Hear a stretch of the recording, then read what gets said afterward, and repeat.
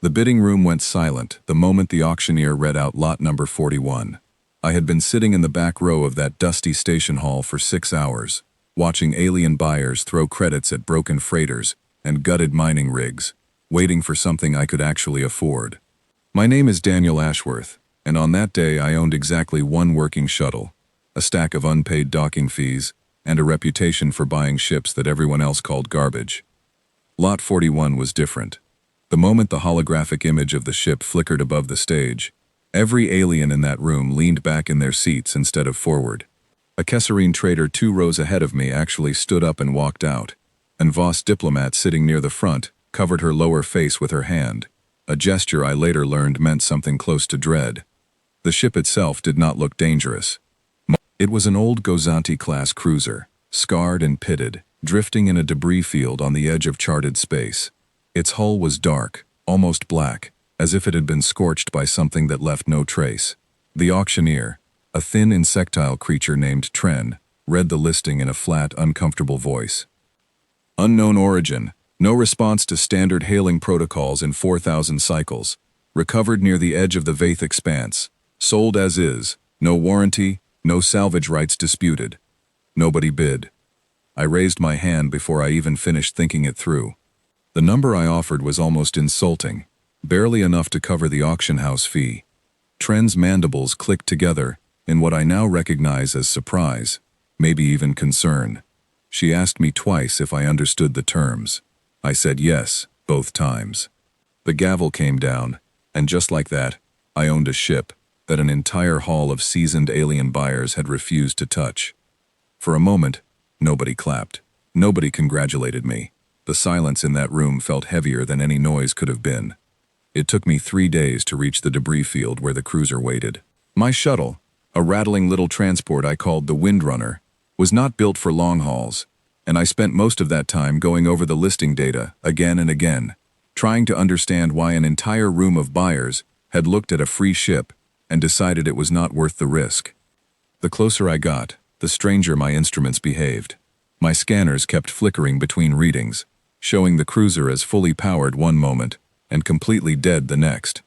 My comms picked up faint static that almost sounded like words, though I told myself it was just interference from the debris field. When I finally saw the ship with my own eyes, floating silent against a backdrop of broken asteroids, I understood a little of what the alien buyers must have felt. It was larger than the auction hologram had suggested, its hull marked with symbols that did not match any known alien script, human script, or even the strange hybrid languages used by trade stations out on the fringe. I docked the Windrunner against an old maintenance hatch near the ship's midsection. The airlock cycled slower than it should have, groaning like it had not been used in longer than I wanted to think about. When the inner door finally slid open, the air inside hit me first. It was cold, but breathable, and it carried a strange metallic scent that reminded me of old copper coins. The corridors were dark except for the beam of my handheld light. Dust hung in the air, disturbed by my own movement, drifting in slow spirals in the low gravity. Every few meters I passed, sealed doors with faded markings, some scratched out entirely, as if someone had tried to erase them long ago. I made my way toward what should have been the bridge, following the layout I had memorized from the auction schematics. The ship groaned around me, metal settling under the temperature change from my entry, and more than once I stopped completely still, certain I had heard footsteps that were not my own. The bridge, when I reached it, was mostly intact. Dead consoles lined the walls, their screens black and cracked. A single captain's chair sat facing the front viewport, turned slightly away from me, as though someone had just stepped out of it and would return any moment. I ran my light along the control panels, searching for a main power interface. Most of the systems were beyond simple repair, fused and burned in ways that suggested the ship had suffered some kind of catastrophic event long before it ever reached that debris field. But one panel, tucked beneath the pilot's station, still had a faint green light blinking beneath a layer of dust. I wiped it clean with my sleeve and pressed my palm against the sensor pad, more out of curiosity than expectation. The ship shuddered. Lights flickered on throughout the corridor behind me, one after another, like a wave rolling deeper into the vessel. The consoles on the bridge crackled and hummed. screens flashing with symbols before settling into something I actually recognized. Old lettering. Human lettering, but strange, archaic, using words and spellings I had only ever seen in ancient historical archives back on Earth. A voice came through the overhead speakers, distorted and broken, but unmistakably forming words in the same old dialect. Guardian systems reactivating. Command authority required. I stood frozen in the middle of that bridge, my light shaking slightly in my hand, staring at a screen that was slowly rendering a star map I did not recognize, filled with markers and designations for worlds that no modern star chart had ever listed. Whatever this ship was, it had been waiting a very long time for someone to walk through its doors, and somehow, without understanding why, it seemed to think I was exactly who it had been waiting for. I did not sleep that first night aboard the cruiser. I sat in the pilot's chair, wrapped in a thermal blanket from my shuttle, watching the star map slowly resolve itself on the cracked display, piece by piece, like a puzzle assembling itself out of ancient dust. By morning, ship time according to the newly awakened chronometer, I had made a decision. I would not sell this ship to a scrapyard, and I would not report it to any trade authority. Whatever secret had made an entire auction hall recoil in fear, I intended to find it myself, one corridor at a time. I had no idea that decision would end up rewriting everything humanity thought it knew about itself. The first thing I did after that long, sleepless night was contact my one reliable friend in this business, a woman named Priya Cade who ran a small parts brokerage 2 systems over. Priya had helped me flip half a dozen derelicts before, and she was the only person I trusted not to panic or report me the moment I mentioned an unresponsive ancient warship. Her face appeared on my handheld screen, framed by the cluttered shelves of her workshop, and her eyebrows rose the instant she saw the cruiser's silhouette behind me. "You actually bought it," she said, her voice flat with disbelief. "I heard the listing got shared around every trade circuit on the rim. Nobody would touch it." I told her everything. The silence in the auction hall, the strange behavior of my scanners, the ship waking itself the moment I touched that one console. She listened without interrupting, which for Priya was rare enough on its own. When I finished, she was quiet for a long moment. "Daniel," she finally said, "do you know what a Gozanti hull actually is? That's not an alien design. Nobody in this sector builds ships like that anymore, and nobody ever really has. I've seen old surplus lists mention that class maybe twice in my whole career, and both times the listing got pulled before anyone could bid. That got my attention." "Pulled by who?" I asked. She shrugged, the kind of shrug people give when they genuinely do not know and do not want to guess. "Trade authority, maybe, or somebody higher up the chain. All I know is ships like yours are not supposed to exist anymore. Whatever you found out there, be careful with it." I promised her I would, though at the time I did not fully understand what I was promising to be careful about. I ended the call and returned to my exploration, moving deeper into the cruiser's dark corridors with my scanner held out in front of me like a shield. Most of the compartments I passed were empty, stripped bare by time, or by whoever had last walked these halls. Storage lockers hung open, their contents long since decayed into dust. Crew quarters showed faint outlines on the walls where furniture had once been bolted down, now nothing but shadows burned into old metal. It was in the lower decks, near what should have been the cargo holds, that I found the first door that would not open. Unlike every other door on the ship, which slid open with a tired groan the moment I approached, this one remained sealed, its control panel dark and unresponsive, even after the rest of the ship had come back online. I ran my scanner over the frame and found something strange, a secondary power source humming quietly behind the wall, completely separate from the main systems I had reactivated on the bridge.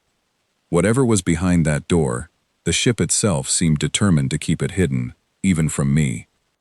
I spent the better part of 2 days trying every method I knew to open that sealed hold. I rerouted power, tried manual overrides, even attempted to physically pry the seams apart with a crowbar from my shuttle's toolkit. Nothing worked. The door remained as still and silent as the rest of the ship had been before I arrived. On the 3rd day, exhausted and frustrated, I returned to the bridge and sat back down in the captain's chair, staring at the slowly resolving star map that still occupied most of the main display. It showed dozens of star systems, connected by thin, glowing lines, forming a network that stretched far beyond anything in modern charts. Some of the systems had names rendered in that same archaic human script. I began reading them aloud, partly out of curiosity, partly just to hear a voice in the silence. Ashen Reach, Meridian's Gate, The Long Watch. The moment I spoke that last name, the console in front of me flared to life with new intensity. Symbols scrolled rapidly across the screen, and somewhere deep in the ship, I heard a heavy mechanical sound, like something ancient shifting into place. My scanner readout, which I still held clutched in one hand, showed the mysterious power source behind that sealed door suddenly spike upward. The voice returned through the overhead speakers, clearer this time, though still carrying that strange distorted quality. Authorization phrase recognized, cargo restriction lifted. I sat completely still for a moment, my heart pounding in my chest, before scrambling out of the chair and running back toward the lower decks as fast as the narrow corridors would allow. The sealed door was open when I arrived, its heavy panels retracted into the walls, revealing a chamber unlike anything else I had seen on the ship. Unlike the dust and decay of the other compartments, this room looked almost preserved, as if time itself had moved differently within its walls. Rows of tall cylindrical pods lined both sides of the chamber, their surfaces frosted over with a thin layer of condensation. Faint blue light pulsed from within each one, rhythmic, like a heartbeat. At the far end of the room stood a raised platform holding what looked like a sealed data core, its casing etched with the same archaic script that covered the star map above. I approached slowly, my light trembling slightly in my hand, and wiped a patch of frost from the nearest pod's viewing panel. Inside, suspended in some kind of pale liquid, was a human face. I stumbled backward, nearly dropping my light entirely, my mind racing to make sense of what I was seeing. This ship had been drifting, unresponsive, for what the auction listing claimed was 4,000 cycles, and yet here, hidden behind a door the vessel itself had refused to open until I spoke the right words, were what appeared to be human beings, held in some kind of suspended sleep. I moved along the row, wiping frost from each panel in turn, my breathing growing shallower with every new face I uncovered. Men and women, young and old, all wearing simple gray uniforms beneath the liquid that surrounded them, all utterly still, caught somewhere between life and something else I did not have a word for. At the very end of the row, closest to the raised platform, I found a pod different from the rest. Its surface bore a small plaque, the metal tarnished but still legible once I cleared away enough of the frost. Captain Elena Voss, Commanding Officer, Long Watch Division. I stood there for a long time, staring at that name, feeling the weight of everything I did not yet understand pressing down on me. Whoever these people were, whatever this ship had once been part of, I had a growing certainty that the alien buyers who refused to bid on this cruiser had known something about all of this that I did not. And somewhere behind me, deep within the ship's still waking systems, I heard the quiet hum of the data core beginning to power on, as if it too had been waiting, patient and silent, for someone to finally come looking for the truth it had been built to protect. The data core hummed louder with every passing second, and I realized I had a choice to make. I could seal that chamber again, walk away, sell the ship for scrap parts and forget I had ever seen those frozen faces. Or I could stay, and find out exactly what I had stumbled into. I chose to stay. The platform holding the data core rose slightly as I approached, sensors along its base tracking my movement the way a nervous animal might track an approaching stranger. A single interface panel unfolded from its side, offering a simple screen and a small input device, covered in symbols I still could not fully read, though something about their shapes felt strangely familiar, like half-remembered letters from a childhood alphabet book. I pressed my palm against the reader, the same gesture that had woken the bridge 2 days earlier. The screen flickered, then filled with scrolling text, translating itself slowly into modern trade language, as some kind of built-in linguistic algorithm worked through the archaic script line by line. Access granted to registered personnel. Insufficient rank detected. Limited archive available. Limited was better than nothing. I settled onto the cold floor in front of the platform, my back against one of the frosted pods, and began reading everything the ship was willing to show me. The first files were dry and technical, maintenance logs and system diagnostics that meant little to someone without a background in ancient engineering. But buried within those records were fragments of something larger, references to a program called The Long Watch, a name that matched the plaque I had found on Captain Voss's pod. According to the fragments I could access, the Long Watch was not a single ship but an entire fleet, built and crewed entirely by humans, operating far beyond any border that modern star charts acknowledged. The logs spoke of expansion, of new colonies established across dozens of systems, of a civilization spreading outward with a speed that the records themselves seemed almost proud of. Then, abruptly, the tone of the logs changed. Later entries grew shorter, more clipped, filled with references to something called the Accord Fleet, an alliance of unnamed powers that had begun making demands the Long Watch found impossible to meet. There were mentions of borders being redrawn without consultation, of colonies being cut off from supply lines, of diplomatic channels going silent one by one. I read through entry after entry, piecing together a picture that made my stomach tighten with each new detail. Whatever had happened out there, it had not been a simple disagreement. It had been the beginning of something far larger, something that the ship's remaining archive seemed almost reluctant to fully reveal, even now. I must have spent 6 hours sitting on that cold floor, working through fragment after fragment, before my handheld communicator buzzed with an incoming call. It was Priya, her voice tight with concern the moment the connection opened. "Daniel, where have you been? I have been trying to reach you for hours." I told her, as calmly as I could manage, about the sealed hold, the pods, the frozen crew, the data core slowly revealing pieces of a history I had never heard mentioned in any school lesson or trade archive. She was silent for a long moment, and when she finally spoke, her voice had lost its usual confidence. "Daniel, listen to me carefully. Word is already spreading. I do not know how, but people out here are talking about your ship. Not the usual gossip about a lucky salvage find. People are asking specific questions about a Gozanti hull, about the Long Watch designation. And Daniel, some of the people asking are not human." My mouth went dry. "Who exactly is asking?" I said. "A Voss trade representative came through my station yesterday," she said, polite as always, very calm, very careful with her words. "But she asked me directly if I knew anything about a ship matching yours."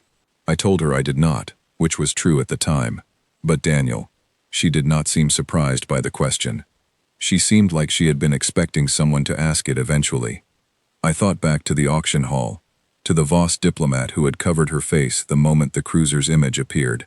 I thought about the way every alien buyer in that room had recoiled without a single word of explanation, as though the reaction itself were something ingrained, something taught, something remembered from long before any of them had personally witnessed whatever this ship represented. I promised Priya I would be careful, and ended the call, though the promise felt hollow even as I made it. I returned my attention to the data core, determined to learn as much as I could before whatever was coming eventually arrived. The next set of files I accessed were personal logs, recorded by individual crew members rather than official reports. The first one I opened belonged to a man named Corporal Ethan Marsh, and the moment his recorded voice filled the small chamber, I felt an unexpected chill run down my spine. He sounded so ordinary, so much like anyone I might have met on any station in modern space, and yet according to the timestamp on his recording, he had been speaking those words thousands of years before I was born. "We got the order to pull back from Meridian's Gate today," his recording began. "Command says it is a strategic realignment, but everyone down here knows what it really means. The Accord ships have been massing along our border for 3 months now, and nobody above my rank will tell us why negotiations broke down so suddenly. All I know is my sister's family lives on that colony, and now I am being told to abandon it without so much as an explanation." The recording continued for several minutes, Marsh describing the mood among his fellow soldiers, the rumors spreading through the ranks, the growing sense that something enormous and terrible was approaching that none of them had been properly prepared for. His voice cracked slightly near the end, and then the recording simply stopped. I opened another log, this one belonging to a woman named Lieutenant Naomi Fairweather. Her recording was calmer, more measured, but carried an undertone of quiet dread that felt somehow worse than Marsh's open frustration.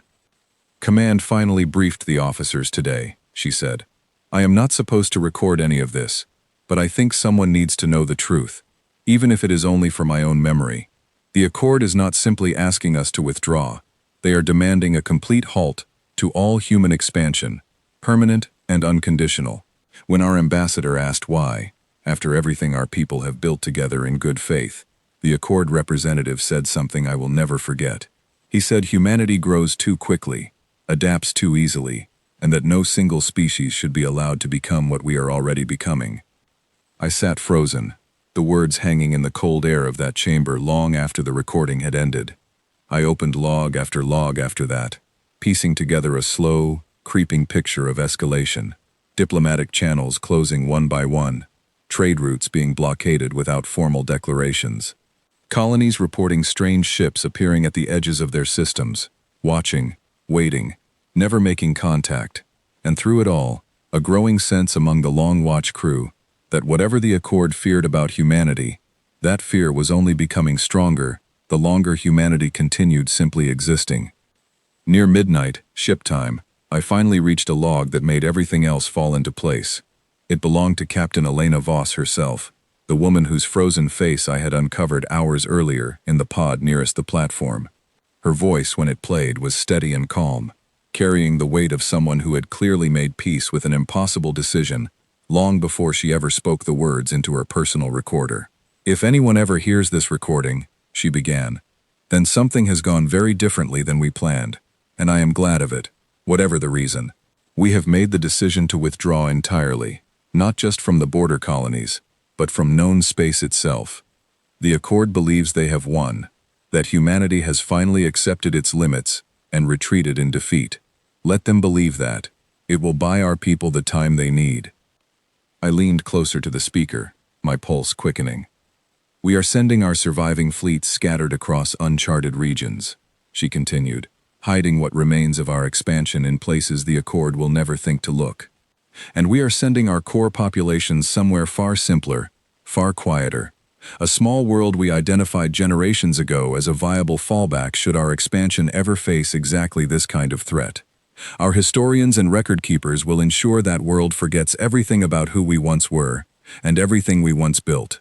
It will take generations, perhaps many, but our people will grow again, quietly, patiently, until the day comes when we are ready to be remembered." The recording paused for a long moment before her voice returned, quieter now, almost gentle.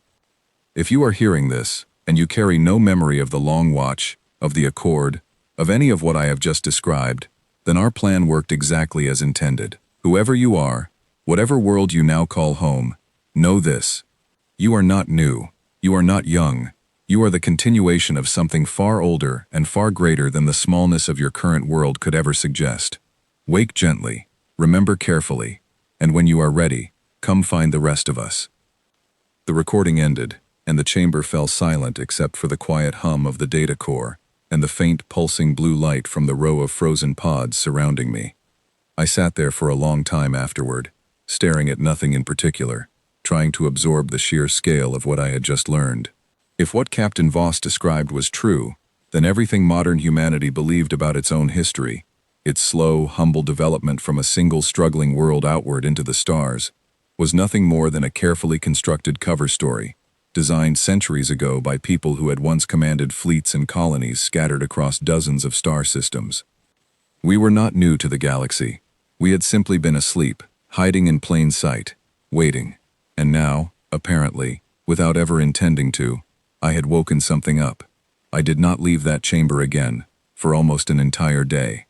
I sat among the frozen pods, replaying Captain Voss's recording over and over, trying to convince myself that I had misunderstood something, that the scale of what she described could not possibly be real.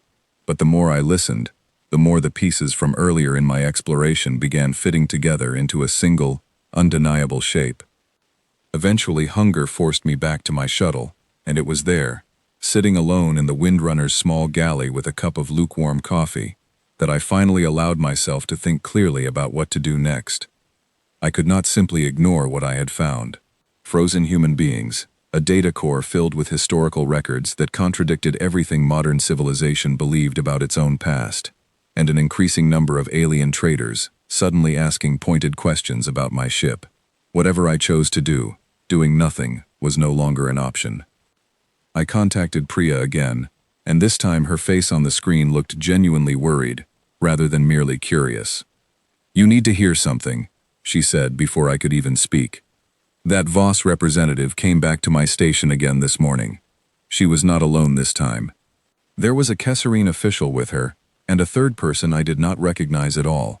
Someone wearing formal robes I have never seen on any trader passing through here. What did they want? I asked.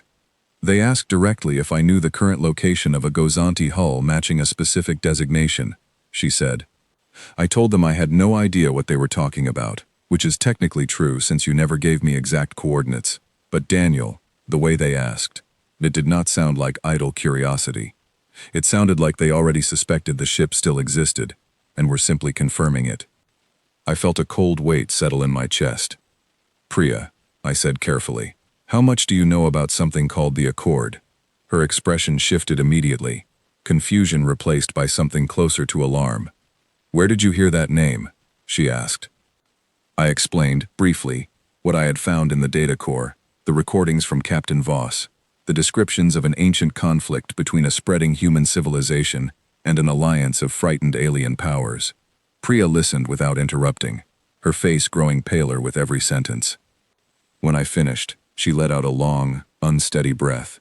There are old stories, she said slowly.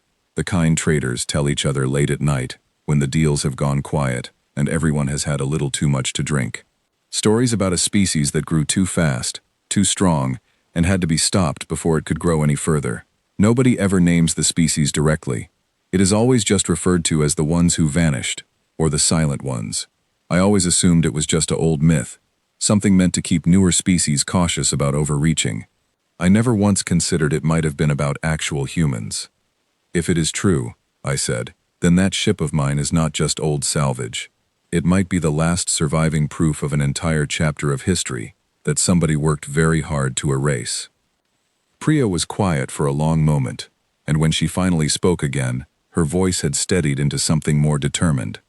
Then you need to decide quickly what you intend to do with that proof, she said, because judging by how many people are suddenly asking questions, you are not going to have much time left to decide quietly. I ended the call and sat alone in the galley for a long while, staring at the cold surface of my coffee. Part of me wanted to seal the ship's records, disappear into the rim, and pretend I had never opened that hidden cargo hold.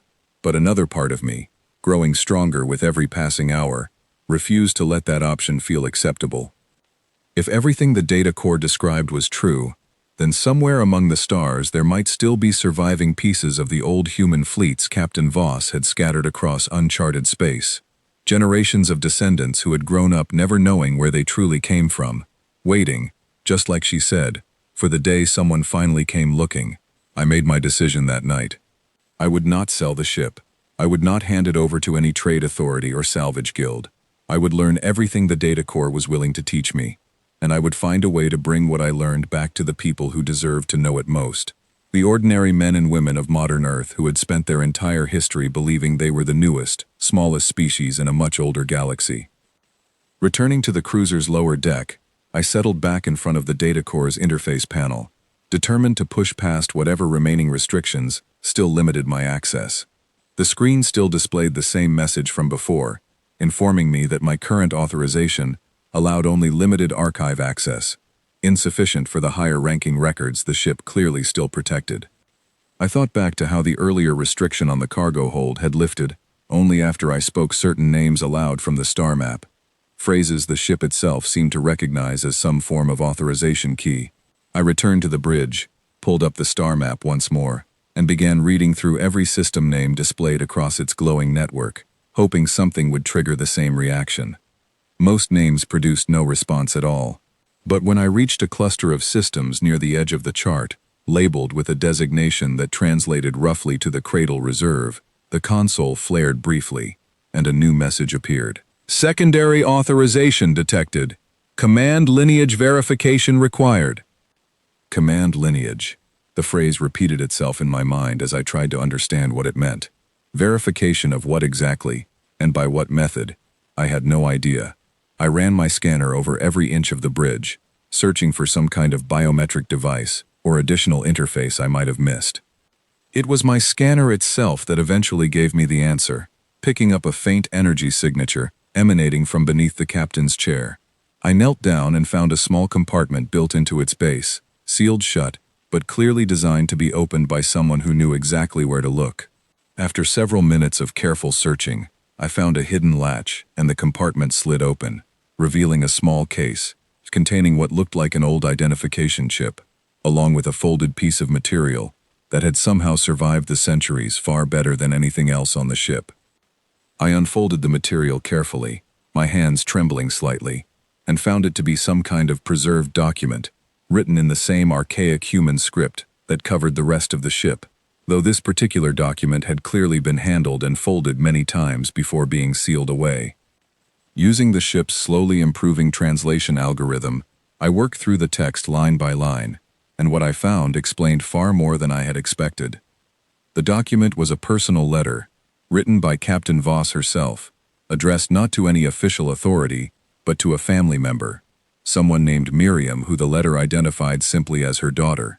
In it, Voss described her decision to remain behind aboard the Long Watch flagship, rather than join the main population being relocated to the fallback world, explaining that someone needed to preserve the true records in case the deception ever needed to be reversed.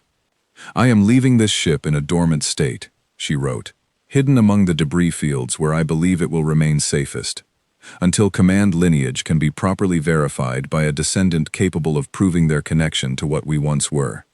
I do not know if you will ever read these words, Miriam, or if your own descendants many generations from now will be the ones to find them instead. But know that whatever happens, whatever new world your children grow up believing to be their only home, the truth of who we were, will be waiting here, patient, for as long as it takes."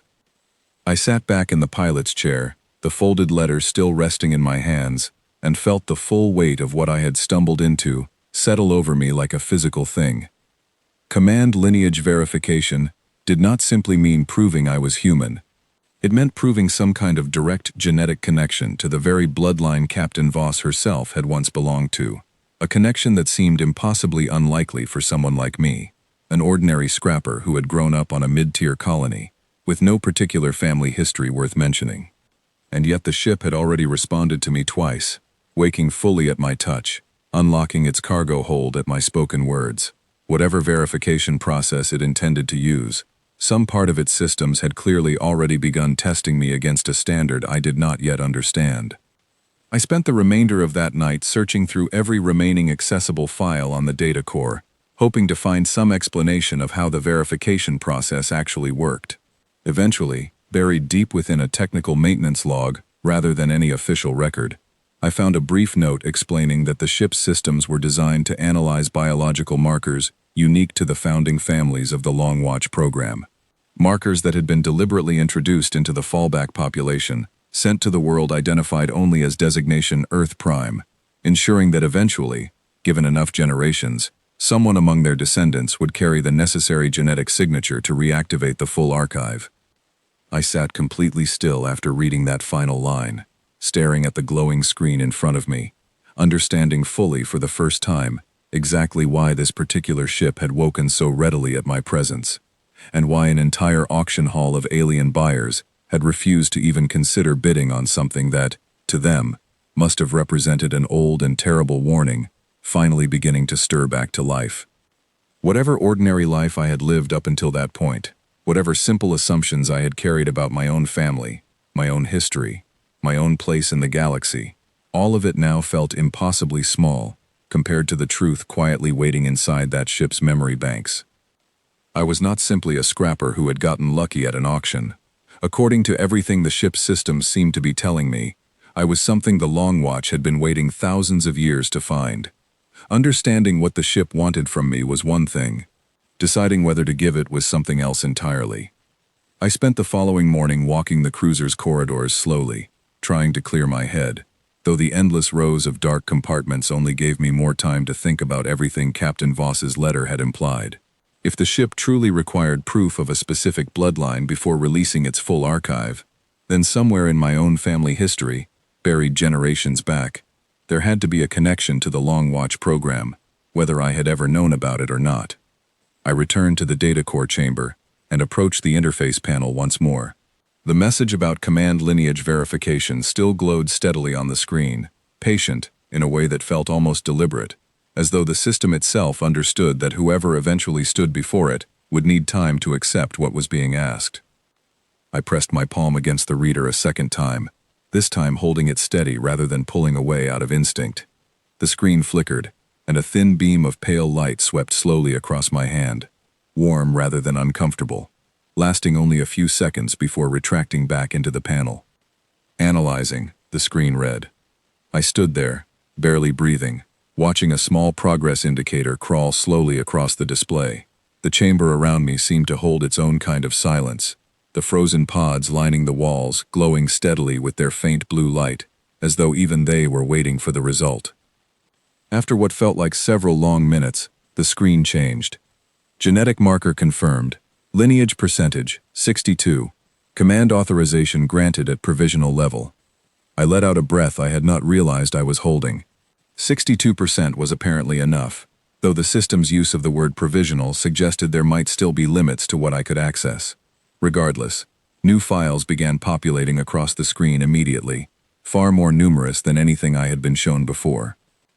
I began working through them methodically, starting with what appeared to be a master index of the entire Long Watch fleet, listing dozens of ship designations scattered across regions of space I had never even heard mentioned in any trade route map. Many of the entries showed a status marked simply as unknown, their final locations lost to time, but a smaller handful carried a different designation entirely, one that made my pulse quicken the moment I understood its meaning.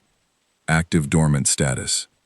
According to the index, at least 11 other vessels from the original Long Watch fleet had been placed into the same kind of hidden hibernation as the ship I now stood aboard, scattered deliberately across different star systems to avoid detection, each one presumably waiting, just as this one had, for a descendant capable of proving the correct bloodline. 11 ships, 11 potential keys to a history far larger than anything I had imagined even after everything I had already learned. I continued searching through the newly unlocked archive and found something else that caught my attention immediately. A file labeled Fallback Population Records, containing what appeared to be a detailed account of exactly how the original Long Watch survivors had been resettled onto the world identified as Earth Prime.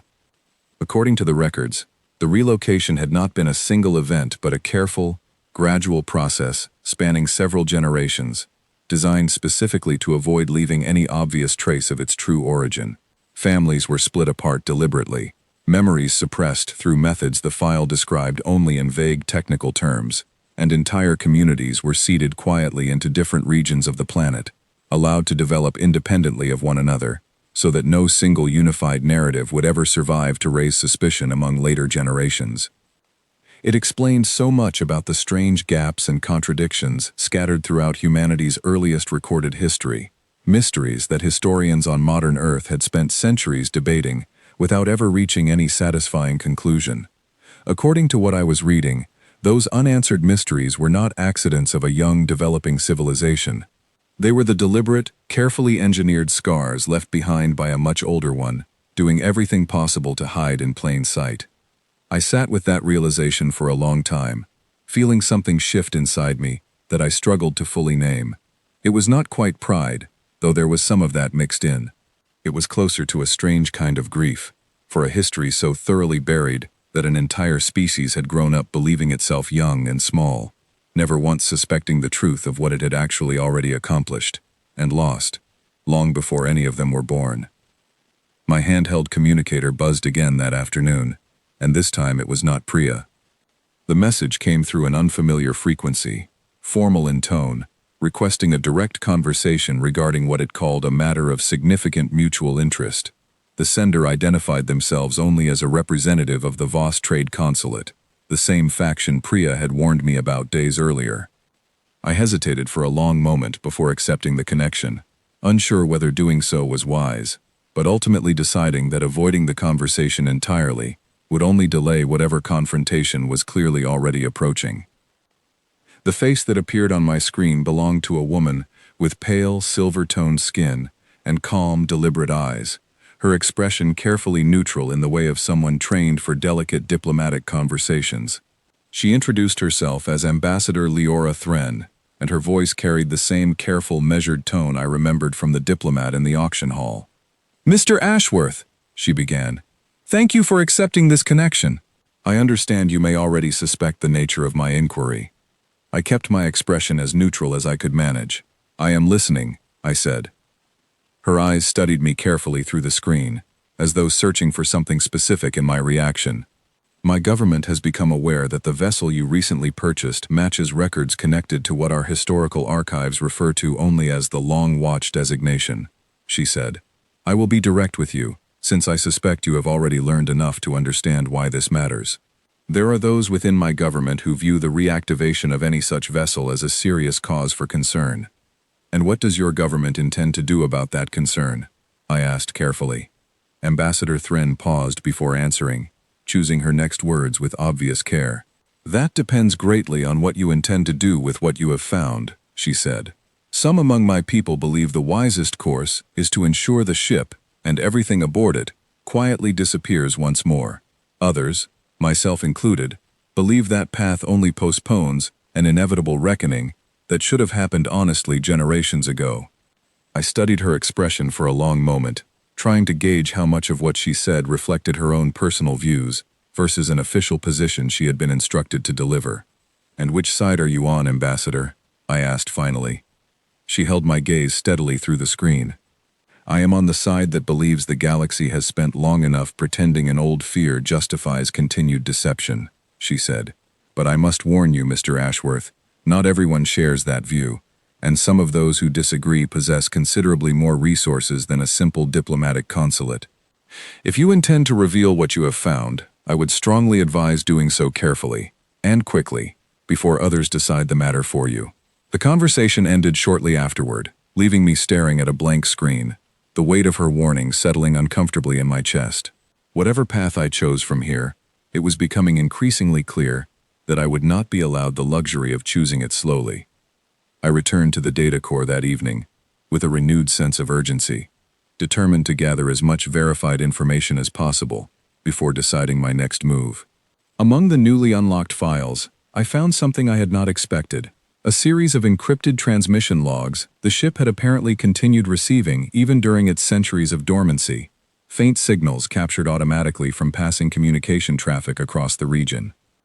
Most of the logs were fragmentary, barely readable static that the system had preserved out of some deeply ingrained protocol rather than genuine usefulness. But buried among them was a single, more complete transmission, dated according to the ship's internal clock, to just under 200 years earlier, far more recent than anything else in the archive. The message was short, spoken in modern trade language rather than the archaic human script, and the voice, when it played, belonged unmistakably to a human woman. "If anyone ever receives this signal," she said, her voice calm but carrying an unmistakable urgency, "know that the Cradle Reserve Fleet remains active, hidden along the far edge of charted space. We have maintained the old protocols exactly as instructed, waiting for verified contact from any surviving Long Watch vessel. Coordinates follow. Please, if you are truly one of us, come find us before it becomes too late." A string of coordinates scrolled across the screen immediately afterward, positioned far beyond any region I had ever personally traveled, deep into territory most trade maps simply labeled as unexplored space. I sat frozen in front of that screen for a long time, staring at those coordinates, understanding with sudden clarity exactly what my next move needed to be. Somewhere out there, according to a message barely 200 years old, an entire hidden fleet of humanity's descendants remained active, waiting, just as Captain Voss had once hoped, for the day someone finally came looking for them. I intended to be the one who did. Setting a course for coordinates that no modern trade map acknowledged was not a simple matter. The Windrunner alone would never survive a journey that far beyond charted space, and the cruiser itself, despite its slowly reawakening systems, still carried too much damage from whatever catastrophic event had left it drifting silent for thousands of years. I spent the better part of a week working alongside the ship's own automated repair systems, which had begun functioning again now that full power had been restored throughout most of the vessel. Many of the repairs were beyond my personal skill, but the cruiser itself seemed to understand its own needs far better than I did, directing small maintenance drones toward damaged sections with a quiet efficiency that made me increasingly aware of just how advanced this old technology truly was. even after so many centuries of neglect. During that week, Ambassador Thren contacted me twice more, each conversation shorter and more guarded than the last, as though she herself was being watched closely by others within her own government. She did not explicitly warn me away from my intended course, but her tone each time carried an unmistakable urgency, a sense that whatever window of opportunity currently existed for me to act freely was rapidly closing. Priya, meanwhile, grew increasingly nervous every time we spoke, though she never once suggested I abandon what I had started. Instead, she quietly began gathering supplies on my behalf: extra fuel cells, spare parts, ration packs suited for a journey far longer than anything I had ever previously undertaken. "You are really doing this," she said, during one of our final calls before departure, her voice a mixture of disbelief and something that sounded almost like admiration. "I have to," I told her. "If there really are people out there who have been waiting this long, I cannot just leave them waiting forever, because the truth makes some people uncomfortable." She was quiet for a moment before responding. "Just promise me you will actually come back and tell me how it goes," she said finally. "I did not help build half your reputation as the crazy scrapper who buys cursed ships, just to lose you to some forgotten corner of the galaxy." I promised her I would, and this time I meant it with far more certainty than I had felt making similar promises earlier in this entire strange ordeal.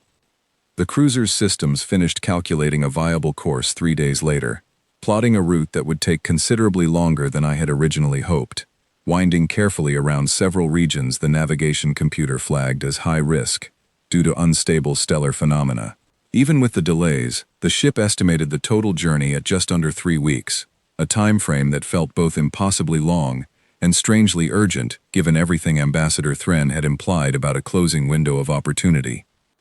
I said a final goodbye to the Windrunner, securing it in the cruiser's largely empty shuttle bay rather than leaving it behind entirely, and settled into what had slowly become an unusual kind of home, aboard a ship built by ancestors I had never known existed until barely 2 weeks earlier.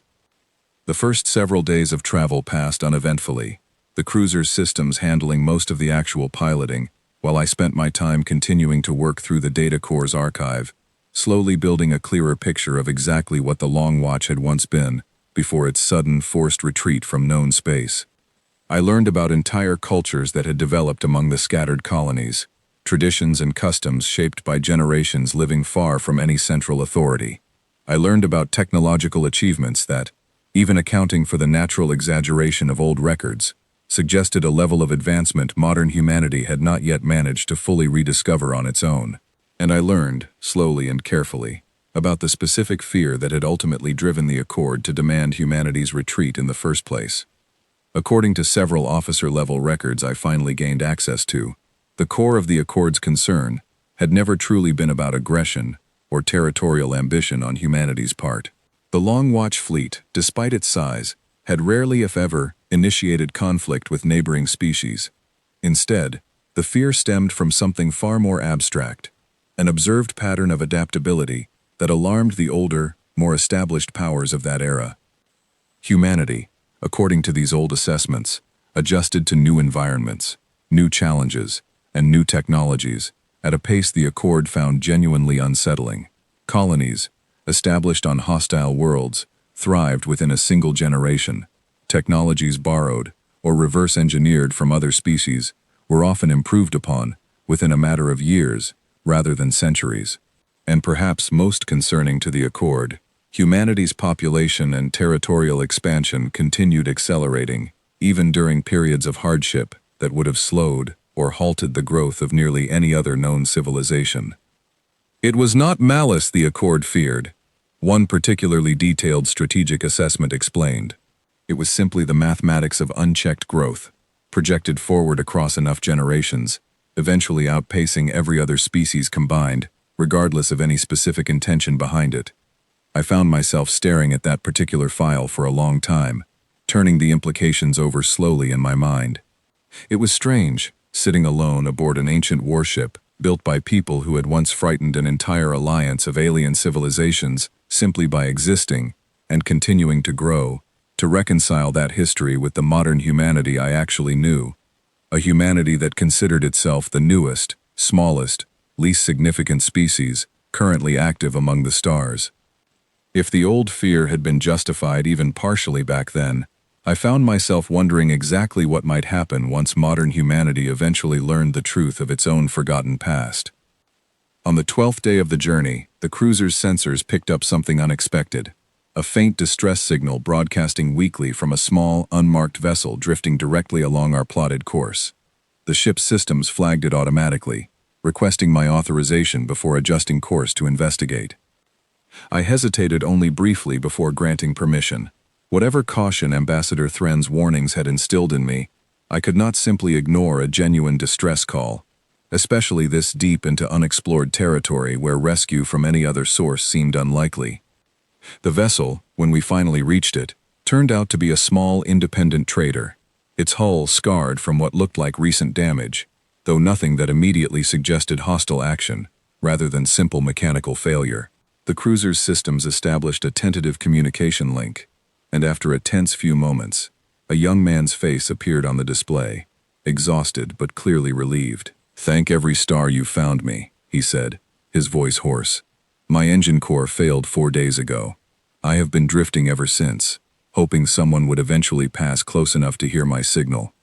His name, he explained once I had transferred him safely aboard the cruiser and provided food and rest, was Oliver Grant, a young independent trader who had apparently strayed too far from established routes while attempting to shortcut around the same unstable stellar region my own navigation computer had carefully avoided. Over the following 2 days, while the cruiser's repair systems worked on stabilizing his damaged ship enough for eventual continued travel, Oliver and I spent considerable time talking, and I found myself, almost without deciding to, sharing pieces of everything I had learned since the auction that had started this entire journey. He listened with growing fascination, rather than the fear or skepticism I had half expected, and by the time his ship's repairs were finally complete, he asked if he might accompany me the rest of the way to the coordinates I intended to reach, rather than continuing on his original solitary route. "I could use the company," I admitted, "and honestly, after everything I have learned, I think I could use a witness too, in case something happens to me before I manage to tell anyone else the full story." Oliver agreed readily, securing his own damaged vessel within the cruiser's shuttle bay alongside the Windrunner, and from that point forward, the remainder of our journey no longer felt quite so isolating. It was Oliver, in fact, who first noticed something concerning on the cruiser's long-range sensors during our 17th day of travel, 3 days before we expected to finally reach the coordinates from that old distress transmission. "Daniel," he called out from the secondary console he had taken to monitoring, "come look at this."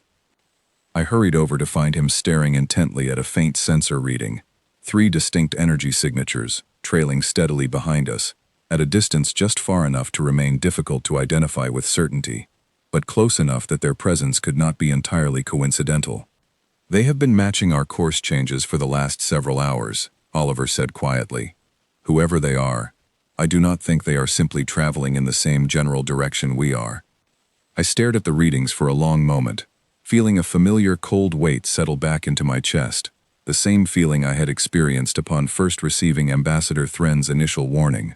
Whoever was following us, it seemed, had decided that whatever window of opportunity I still believed I had was already beginning to close. We watched those 3 trailing signatures for another full day before the cruiser's systems finally identified them with any confidence. And when the identification came through, Oliver's expression turned grim, in a way that told me the news was not good even before he spoke. "2 of the vessels register as Kesserine pattern interceptors," he said, reading from the display. "Fast, lightly armed, mostly used for pursuit and containment rather than direct engagement. The 3rd signature is harder to classify, but the power output alone suggests something considerably larger hiding behind a sensor dampening field." I studied the readings myself, trying to remember everything I had learned over the past several weeks about the various alien factions likely to take an interest in our journey.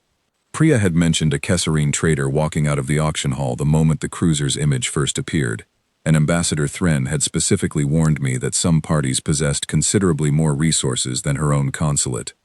"I do not think these ships intend to simply observe us from a distance much longer," I said. Oliver nodded slowly, his earlier exhaustion replaced now by a focused alertness that suggested he had faced tense situations before, even if nothing quite on this scale. "What do you want to do?" he asked. I considered our options carefully. The cruiser, despite weeks of ongoing repairs, remained far from fully restored, its weapon systems still largely offline, according to the diagnostic reports I had reviewed. Outrunning 3 pursuing vessels, especially ones specifically designed for pursuit, seemed unlikely given our current condition. Attempting to fight was clearly not a realistic option either. "We keep moving toward the coordinates," I said finally. "If there really is a hidden fleet waiting out there like that old transmission suggested, reaching them safely is still our best chance. Running scared in the opposite direction just delays whatever confrontation is coming anyway." Oliver did not argue, though I could see the tension in his shoulders as he returned to monitoring the pursuing signatures more closely. The following hours passed with an uneasy tension that made the ship's usual quiet hum feel almost oppressive. The 3 trailing vessels maintained their distance without closing in further, though their continued presence made it clear they had no intention of losing track of us either. It was during that tense waiting period that I decided to return to the data core one final time, searching specifically for any information the archive might contain regarding the cruiser's actual defensive capabilities, hoping desperately for something that might give us at least a fighting chance, should the pursuing ships eventually decide to close the distance.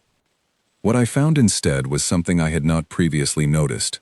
Buried within a section of technical schematics I had initially dismissed as standard maintenance documentation, a subsection labeled Emergency Countermeasures Protocol, apparently locked behind yet another layer of the same command lineage verification I had already passed once before. I pressed my palm against the reader once more, and this time the analysis completed considerably faster than the first attempt, the system apparently already familiar with my genetic signature from our previous interaction. Command authorization confirmed. Emergency protocols unlocked. New files populated rapidly across the screen, and as I worked through them, my earlier sense of helplessness began shifting into something closer to cautious hope. The cruiser, it turned out, had never actually lost its defensive capabilities entirely. Rather, its primary weapon systems had been deliberately kept dormant, locked behind additional layers of authorization, specifically to prevent activation by anyone other than a verified member of the original command lineage. Precisely the kind of safeguard that made perfect sense for a vessel designed to remain hidden and unthreatening until the exact moment its true purpose became necessary again. I quickly began working through the activation sequence, my hands moving across the console with a confidence I did not entirely feel, while Oliver watched from the secondary station, his own tension clearly building alongside my own. The ship shuddered gently as long dormant systems throughout its hull began drawing power once more, distant mechanisms grinding softly into readiness after centuries of silence. On the main display, previously dormant sections of the ship's schematic diagram began glowing with a soft blue light, indicating weapon emplacements I had not even realized existed, cleverly disguised within the cruiser's outer hull to avoid detection by casual scans. "We might actually have a chance after all," Oliver said quietly, watching the activation sequence complete across the display. I allowed myself a small measure of relief, though I remained acutely aware that having functioning weapons and successfully avoiding an actual confrontation were 2 very different things. My priority remained reaching those coordinates peacefully if at all possible, rather than testing an ancient warship's long-dormant capabilities against 3 modern pursuing vessels. That relief proved short-lived. Barely an hour after completing the weapon activation sequence, the cruiser's sensors detected a sudden change in the pursuing vessel's formation. The 2 smaller Kesserine interceptors began accelerating, closing the previously maintained distance rapidly, while the larger, sensor-dampened vessel remained further back, apparently content to observe rather than directly engage. "They are hailing us!" Oliver announced suddenly, glancing toward me with visible tension. "Put it through," I said. The display flickered, resolving into the image of a Kesserine officer I did not recognize, his insectile features arranged into an expression I had learned, over recent weeks, to associate with barely contained alarm rather than genuine hostility. "Unidentified Gozanti-class vessel," he began, his translated voice carrying a formal, clipped quality. "You are ordered to halt immediately and prepare to be boarded under authority of the Regional Containment Accord. Failure to comply will be considered a direct violation of established interspecies safety protocols." I studied his expression carefully, noting the slight tremor in his mandibles that suggested nervousness rather than confident authority. "This vessel is operating under private ownership within recognized trade law," I said, keeping my own voice as steady as I could manage. "I am not aware of any legal basis for boarding without proper documented cause." The officer's expression flickered with something that might have been frustration. "Documented cause exists in abundance," he replied. "That vessel's designation matches records our historical archives have flagged as an extreme containment priority, for reasons that predate any currently active trade agreement. I am authorized to use whatever force is necessary to ensure compliance." The connection cut abruptly, and moments later, the cruiser's sensors registered weapon systems powering up aboard both approaching Kesserine interceptors. "They are actually going to fire," Oliver said, disbelief evident in his voice. I did not have time to respond before the first weapon discharge lit up our sensor display, a bright energy pulse crossing the distance between us far faster than I would have liked. The cruiser's shields, apparently already active from our earlier defensive preparations, absorbed the impact with only a minor shudder running through the hull, far less damage than I had feared given the alarming speed of the attack. "Return fire," I said, my voice steadier than I actually felt, authorizing the weapon systems Oliver had been monitoring throughout the tense standoff. The cruiser's long dormant weapons activated with a deep, resonant hum I felt through the deck plating beneath my feet, and moments later, twin beams of concentrated energy lanced outward toward the nearest interceptor. The alien vessel attempted evasive maneuvers, but whatever targeting systems the Long Watch engineers had once installed proved far more sophisticated than its pilot anticipated, the beams striking true and disabling the smaller ship's primary engines in a single precise strike. The second interceptor broke off its approach immediately, apparently reconsidering its earlier confidence, now that the cruiser had demonstrated it was far from the helpless derelict its pursuers had originally assumed. I watched the tactical display carefully, my heart still pounding from the sudden violence of the exchange, relieved that the engagement had ended without any greater escalation, though acutely aware that the larger, sensor-dampened vessel still lingered somewhere in the distance, its true capabilities and intentions remaining entirely unknown. "We are not out of danger yet," Oliver said quietly, echoing my own thoughts exactly. I nodded, already redirecting the cruiser's remaining power toward maximizing our speed, rather than lingering to assess the damage we had inflicted on our now retreating pursuers. Whatever authority that Kesserine officer represented, whatever historical containment priority he had referenced, it was becoming increasingly clear that reaching those coordinates safely would require more than simple determination alone. As the cruiser surged forward, leaving the disabled interceptor and its retreating companion behind us, I found myself staring at the star map still displayed prominently across the main console, the marked location of the Cradle Reserve Fleet, drawing steadily closer with every passing hour. Whatever waited for us there, allies or additional danger, I understood now with absolute certainty that there was no turning back from the path I had chosen, the moment I raised my hand in that quiet auction hall weeks earlier. The remaining 3 days of travel passed under a tension that never fully released, the cruiser's sensors remaining fixed constantly on our surroundings, watching for any sign that the sensor-dampened vessel might reappear, or that the retreating Kesserine ships might return with reinforcements. Neither happened, though the quiet only made me more certain that whatever we encountered at those final coordinates would determine everything that followed. Oliver spent most of that time helping me review the ship's remaining defensive systems, familiarizing himself with the console layouts well enough to assist directly should another confrontation arise before we reached our destination. Neither of us spoke much about what had happened during the encounter with the interceptors, though I noticed him glancing occasionally toward the tactical display with an expression that suggested the reality of our situation had fully settled in for him as well. On the 20th day of our journey, the cruiser's long-range sensors finally began picking up something at the very edge of their effective range, faint energy signatures scattered across a region of space that, according to every trade map either of us had ever seen, contained absolutely nothing worth noting. "That has to be them," Oliver said, leaning closer to the display, his earlier tension replaced by a growing excitement he made no effort to hide. I felt something similar building in my own chest, as the readings slowly resolved into clearer detail over the following hours. Dozens of distinct signatures, gradually revealing themselves not as a single massive fleet, but as an entire hidden network, stations and vessels scattered carefully across multiple systems, in a pattern clearly designed to avoid easy detection by any casual observer. As we drew closer, the cruiser's communication system suddenly crackled to life on its own, without any input from either of us, broadcasting an automated signal in the same archaic human script I had spent weeks slowly learning to recognize. Long watch vessel identified. Approaching Cradle Reserve perimeter. Please transmit command lineage verification for continued approach clearance. I glanced at Oliver, who simply gestured toward the console, indicating I should be the one to respond. I activated the transmission, uncertain exactly how to properly identify myself according to whatever protocol the system expected, and settled instead for simple honesty. This is Daniel Ashworth, aboard the reactivated Long Watch cruiser, previously designated dormant near the Vaith Expanse. I carry confirmed command lineage authorization from the vessel's own systems.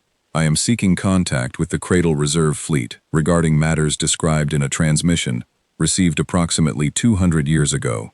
The response took several minutes to arrive, long enough that Oliver and I exchanged increasingly nervous glances while waiting.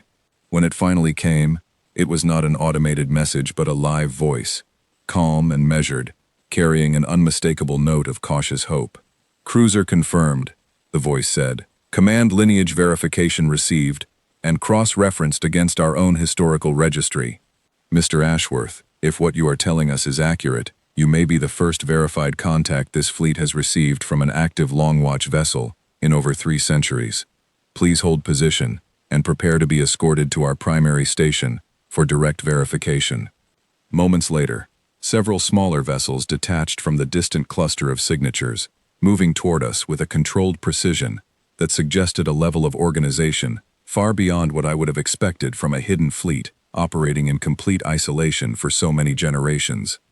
The escort vessels guided us steadily toward a large station positioned at the center of the scattered fleet, its structure a curious blend of the same archaic design elements I had grown familiar with aboard the cruiser, combined with clearly more modern additions and repairs accumulated over centuries of continued independent development. As the cruiser eased into position alongside the station's primary docking bay, I found myself staring through the viewport at something I had genuinely not expected to see with my own eyes. An entire community that had apparently thrived quietly, hidden away from the rest of known space, for longer than most modern nations had existed. The station's docking bay, once we finally disembarked, was crowded with people, ordinary-looking men and women, dressed in practical clothing that carried subtle stylistic touches unlike anything common on modern Earth or its colonies. Watching our arrival, with expressions ranging from cautious curiosity to open, unrestrained emotion. A woman stepped forward from the gathered crowd, her bearing carrying an unmistakable air of authority, despite her relatively simple attire. She introduced herself as Fleet Administrator Josephine Reyes, explaining that she represented the current governing council, overseeing what remained of the scattered Cradle Reserve population. "You have no idea what this moment means to us," she said, her voice thick with emotion she made no attempt to hide. "Generations of our people have grown up hearing stories about the Long Watch, about ships like yours hidden somewhere out there, waiting for the right moment to finally return. Many among us stopped truly believing those stories were anything more than comforting legend. I found myself struggling to find adequate words, the weight of everything I had learned and experienced over the past several weeks, finally catching up to me in the presence of so many people whose entire identity, it seemed, had been shaped around the possibility of exactly this moment. I did not expect any of this either, I admitted honestly. I bought that ship at auction because nobody else wanted it. I never imagined it would lead me here." Administrator Reyes smiled, though her eyes remained bright with unshed tears. "Sometimes, the most important discoveries happen exactly that way," she said. "Come, there is a great deal we need to discuss, and I suspect you have just as many questions for us as we certainly have for you." Over the following days, spent aboard the Cradle Reserve Station, I finally began piecing together the fuller picture of what had happened to the scattered Long Watch fleets in the centuries since Captain Voss's original retreat. The Cradle Reserve, it turned out, represented only one surviving cluster among what had once been a much larger network, though contact with several other similar groups had been lost gradually over the generations, as isolated communities struggled simply to survive, far from any external support. Despite those hardships, the population I encountered aboard the station had clearly thrived in their own quiet way, maintaining careful records of their history, preserving fragments of old technology, and passing down through each generation the same hope Captain Voss had once expressed in her final recorded message, the belief that someday, someone would come looking for them again. Administrator Reyes explained that the fleet had continued monitoring modern Earth from a careful distance throughout the centuries, using old, well-hidden monitoring stations scattered near the boundaries of known space, watching humanity's slow, independent development with a mixture of pride and concern. "We always knew it was only a matter of time before your people eventually expanded far enough to potentially encounter evidence of what came before," she explained, during one of our lengthy conversations. "We debated for generations whether to reach out proactively, but always concluded the risk of exposing ourselves prematurely, before your people were prepared to properly understand the full context, was simply too great. And now?" I asked. "Do you believe the time is finally right?" She considered the question carefully before answering. "I believe the choice has already been made for us," she said. "Whatever happens next, Mr. Ashworth, your discovery has set events in motion that cannot simply be reversed. The Accord, or whatever remains of that old alliance in the modern era, clearly still considers reactivated long-watch technology a significant threat, judging by the confrontation you described. That alone suggests the old fear never fully faded, regardless of how many centuries have passed since humanity's supposed defeat." I thought back to Ambassador Thren's careful warnings, to the aggressive Kesserine interceptors that had attempted to halt our journey, and felt a familiar weight settle back into my chest. "So what happens now?" I asked. Administrator Reyes met my gaze steadily, her expression carrying the calm resolve of someone who had clearly considered this exact question many times over the preceding years, long before I had ever arrived to make it suddenly urgent. "Now," she said, "we finally decide together whether to remain hidden any longer, or whether the time has come to let the rest of the galaxy remember exactly who we truly are." The council meeting convened the following morning, inside the Cradle Reserve Station's largest chamber, a circular room lined with old display screens, showing star charts far more detailed than anything I had encountered even within the cruiser's own archive. Administrator Reyes had invited representatives from every surviving settlement within the scattered fleet, along with myself and Oliver, to discuss exactly how to proceed, given everything that had unfolded since my arrival. The debate that followed lasted the better part of 2 full days, voices rising and falling, as different representatives argued passionately for caution, others for immediate action, each perspective shaped by generations of careful, quiet survival that none of them wished to see undone through a single hasty decision. An older man named Gabriel Okafor, representing one of the smaller outlying settlements, argued forcefully in favor of continued caution. "We have survived this long precisely because we chose patience over exposure," he said. "Revealing ourselves prematurely risks everything our ancestors sacrificed to protect." A younger woman named Isabel Marchetti countered just as passionately from the opposite side of the chamber. "Patience has already run out, whether we choose it or not," she argued. "That cruiser's reactivation, the confrontation with those Kesserine ships, none of that happened because we decided the timing was right. It happened because circumstances forced our hand. Continuing to hide now only means facing whatever comes next, without any control over how or when it happens." I listened to hours of similar arguments, contributing occasionally when directly asked for my own perspective, though I remained acutely aware that the final decision belonged rightfully to the people who had spent their entire lives, and generations before them, carefully protecting exactly the kind of secret now hanging so precariously in the balance. It was Administrator Reyes who eventually guided the council toward a resolution, her calm, measured voice cutting through the accumulated tension of 2 exhausting days of debate. "We cannot control every variable," she said finally, addressing the assembled representatives directly. "What we can control is how we choose to move forward from this point onward.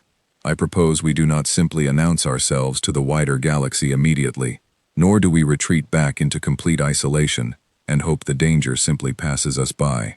Instead, we begin by reaching out carefully, first to Earth itself, sharing what we know directly with the people who deserve to understand their own true history, before any other party has the chance to shape that narrative for them instead.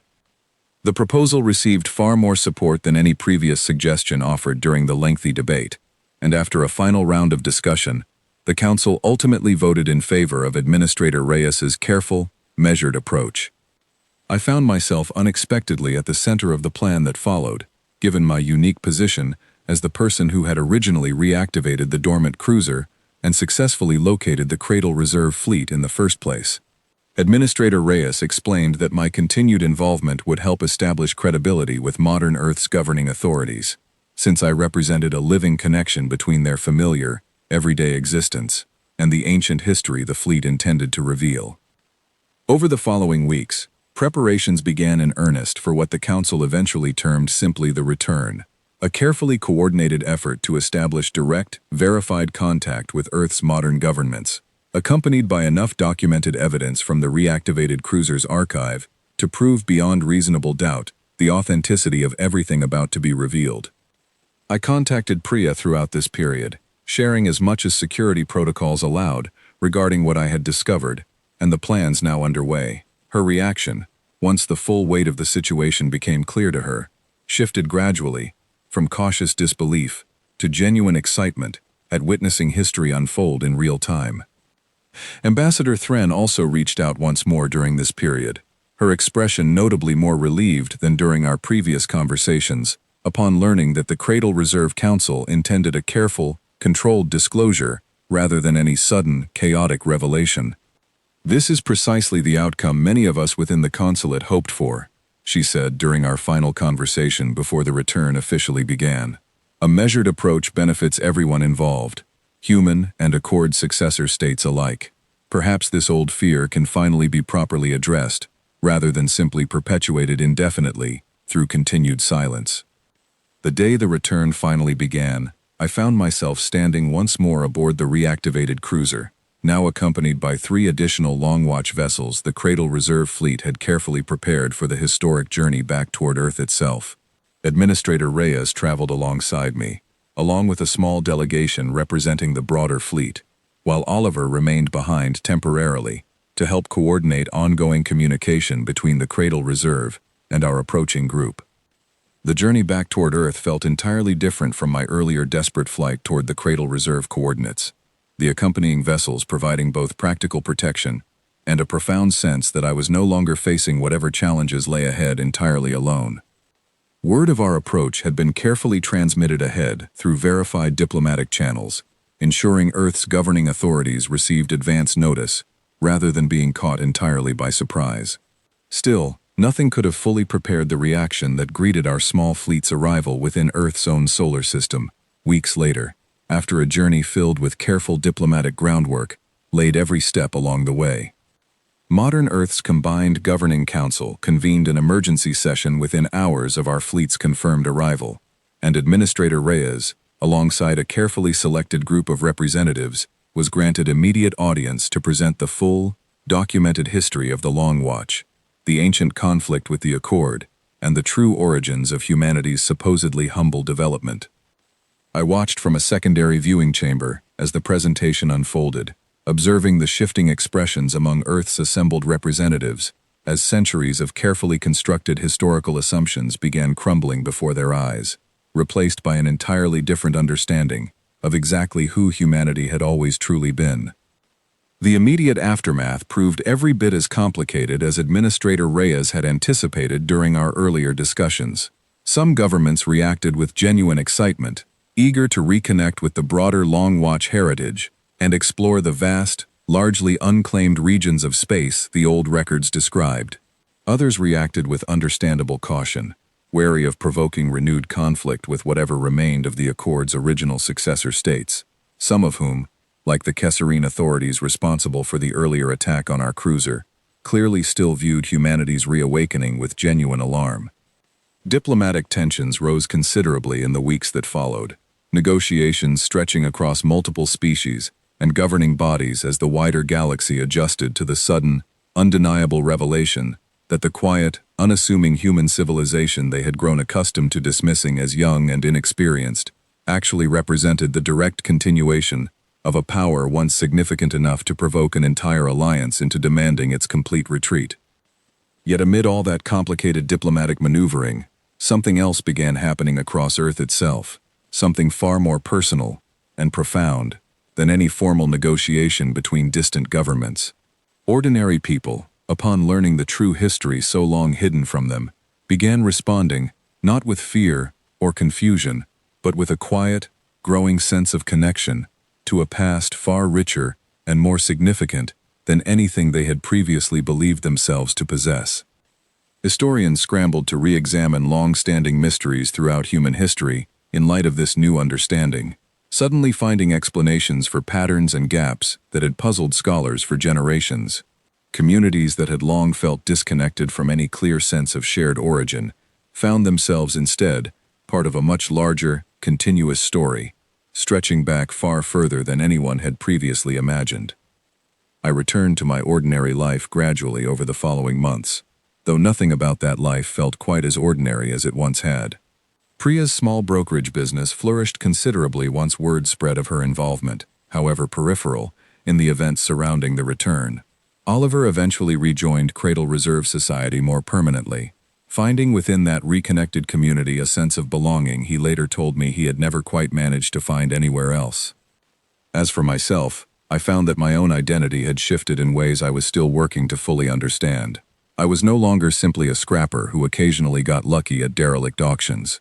I had become, whether I fully embraced the title or not, a living symbol of the moment humanity finally began remembering exactly who it had always been.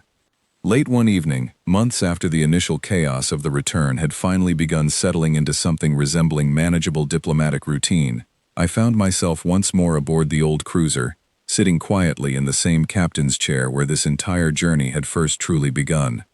The star map still glowed steadily across the main display, no longer an incomplete puzzle slowly resolving itself, but a fully understood record of everything humanity had built, lost, and was now, finally, beginning to reclaim.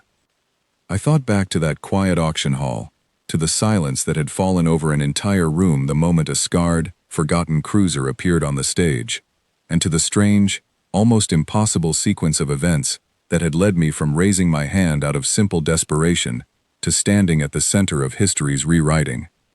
Whatever challenges still lay ahead, whatever careful diplomatic balancing remained necessary between humanity and its wary alien neighbors, I understood now with absolute certainty that there was no returning to the quiet ignorance of before. Humanity had woken from its long, carefully engineered sleep, and the galaxy, whether entirely ready for it or not, would never again be able to look at that supposedly small, young species the same way it once had. The long watch had finally ended its long silence, and I, an ordinary scrapper who had simply refused to walk away from a ship nobody else dared to touch, had been the one fortunate enough to witness its long-awaited return.